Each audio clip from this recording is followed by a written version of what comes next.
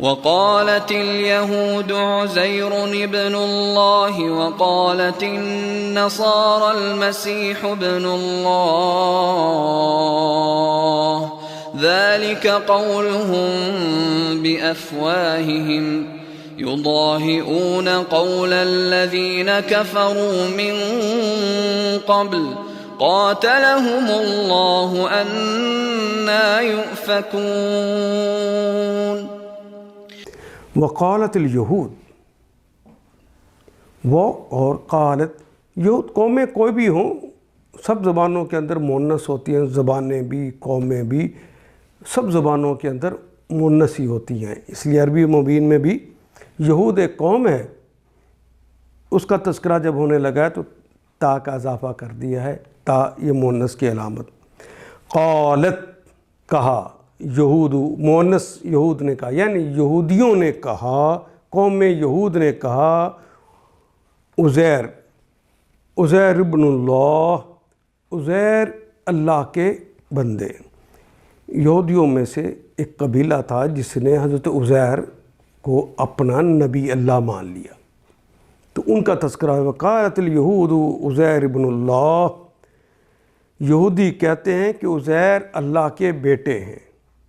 وقالت النصارى، وہ اور قالت اور کہا قوم نصارہ نے، یعنی عیسائیوں نے کہا مسیح ابن اللہ، حضرت عیسیٰ علیہ السلام اللہ کے بیٹے ہیں۔ ذالک قولہم بافواہہم، ذالک وہ ہے، قولہم ان کی باتیں، قول ان کی باتیں ہیں، بافواہہم، بے کے ساتھ فو کی جمع ہے افواہ، فو کہتے ہیں منہ کو، افواہم ان کے منہوں سے جو نکلتی ہیں۔ یداہئون، یہ ضاد ہا حمزہ سے کلمہ نکلے گا، ہماری زبان میں استعمال نہیں ہوتا۔ داہا یداہی، داہا یداہی مداحتاً، یعنی مشابہت اختیار کرنا، مانند ہونا، مثل ہونا، اس جیسے ہونا، اس کی طرح ہونا، مثال کے لیے یہ کلمہ استعمال ہوتا ہے۔ یداہئون قول الذین کفروا، ان کا قول مشابہت اختیار کر گیا ان لوگوں کے ساتھ جنہوں نے کفر کیا، من قبل، اس سے پہلے، جو اس سے پہلے کفر کر چکے ہیں انہوں نے ان جیسا قول اختیار کر لیا۔ قاتلہم اللہ، قاتلہم، اللہ انہیں ہلاک کرے، اللہ انہیں مارے، اللہ کی ان پر مار، اردو محاورے میں اس کا ترجمہ کریں گے۔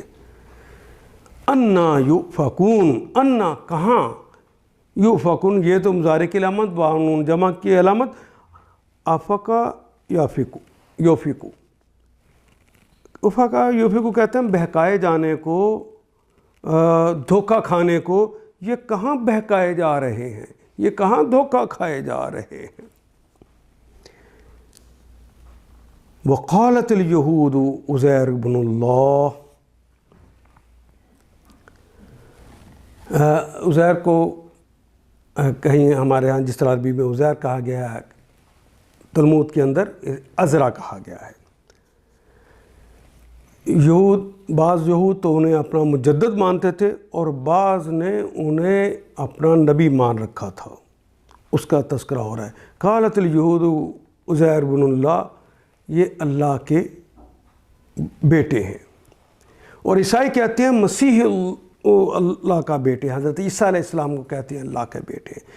یہ بے حقیقت باتیں وہ ہیں جو اپنی زبانوں سے نکالتے ہیں، بِأَفْوَاهِهِمْ، یہ وہ باتیں ہیں جو اپنے منہ سے نکالتے ہیں ان لوگوں کی دیکھا دیکھی جو ان سے پہلے کفر میں مبتلا ہوئے تھے۔ خدا کی ان پر مار، یہ کہاں سے دھوکہ کھا رہے ہیں۔ ان آیات کو ایک دفعہ پھر تلاوت خود کیجیے، عربی مبین پڑھتے ہوئے دیکھیے، کیا بات پوری اندر اتر رہی ہے؟ کیا یہ اردو کے سانچے میں ڈھلتی گئی ہیں عبارتیں؟ اگر بات سمجھ آنی شروع ہو گئی تو الحمدللہ یہی ہمارا ہدف ہے، اور یہ ہدف پورا ہو گیا۔ اللہ میرا اور آپ کا حامی و ناصر۔ ألف لام